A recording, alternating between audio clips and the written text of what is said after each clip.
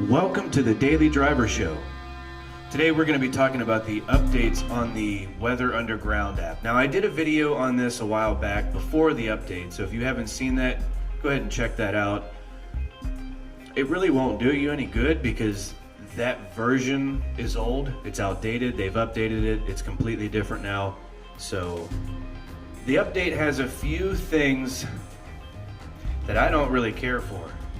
And I actually had a comment on the Weather Underground app review that I did, where they had basically said that they didn't really care for it, and they actually uninstalled it. And they said the app was confusing, and I completely agree. The app is very confusing. It is full of ads, more ads than what it had before. And every time you click on something, there's loading ads, and then you got to sit there and wait. The home screen looks a lot different than what it used to, and what it is again, it's full of ads, but it'll have at the top, it's got the current temperature, the high, low, the feels like, the precipitation, different things like that. But the view is completely different than what it used to be. Now on the radar is more of a wide view radar. You can zoom in into a certain area if you want to, but it really is a lot wider when you first click on it, and it gives you from like an hour ago up until the current time, or like 15 minutes ago. Now the weekly forecast tab seems to be very similar in certain ways, but now it is very hard to get to the hourly view. You have to click on the graph and select that day, and then an ad will pop up, and then you'll click something else, and then you can click hourly. So that's very hard to get to. It seems like they just kind of moved that around a little bit. I'm not 100% sure why, but they do have more graphs though, and you will see that as well. There's more graphs of the precipitation rate, the temperature, the time, the wind. There's a lot of different things on the graphs as well. They didn't used to have that on the last one. They had some, but it wasn't like the weird graphs that they have now. It's kind of hard to follow along. I really don't agree with that, but it is what it is. Maybe they thought that would be a little bit easier. It does give you more information, but it kind of just takes away from the simplicity of it.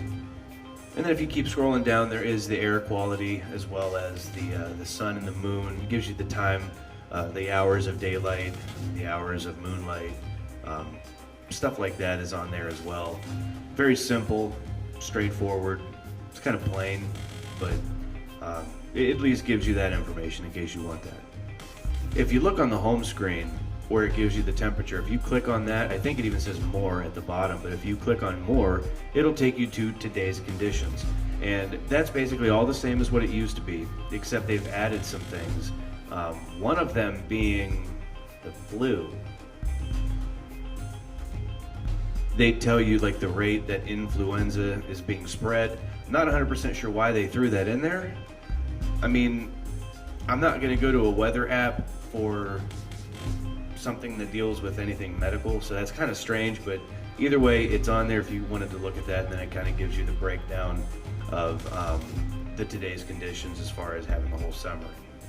Now you'll notice too, it does offer an upgrade.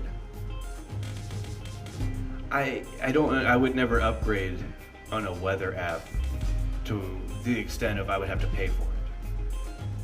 I was curious about what you get with this upgrade, so I looked into it for you. It's $19.99 for a whole year, or it's $3.99 per month.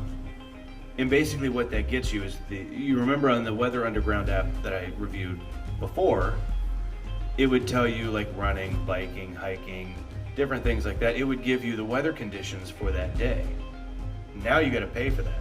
Plus, it'll give you a 15-day forecast. I have a hard time looking at what the weather's going to be 2 days from now. Why would I want to see 15 days? It's always going to change. What's the weather going to be in 13 days? Well, 13 days I can look because I pay for it. And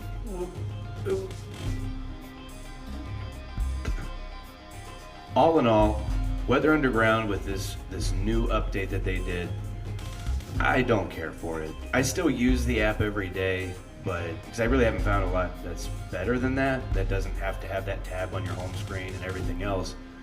But it's still not the best. I liked it the old way, but when my phone did an update, it automatically updated under Wi-Fi. So it just happened. When I seen it, I didn't care for it.